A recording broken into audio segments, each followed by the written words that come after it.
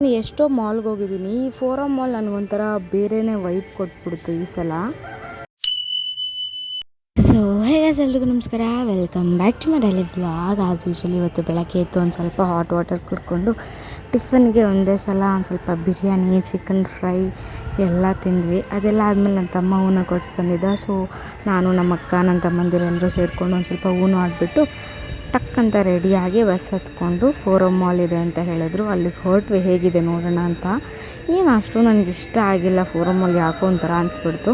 So ವಾಪಸ್ ಬಂದುಬಿಟ್ಟು ಅಲ್ಲೇ ಒಂದು ಸ್ವಲ್ಪ ಬೇಲ್ಪುರಿ ತೊಗೊಂಡು ಹಾಗೆ ಒಂದು ಸ್ವಲ್ಪ ಬಟ್ಟೆ ಶಾಪಿಂಗ್ ಇತ್ತು, ಬಟ್ಟೆ ಶಾಪಿಂಗ್ ಎಲ್ಲ ಮಾಡಿಸ್ಕೊಂಡು ಬರಬೇಕಾದ್ರೆ ಒಂದು ಸ್ವಲ್ಪ ಕಬ್ಬಿನ ಜ್ಯೂಸ್ ಕುಡಿಯೋಣ, ನಮ್ಮ ಅಕ್ಕ ಮಗಗೆ ಇಷ್ಟ ಅಂತ ಅಂದ್ಲು.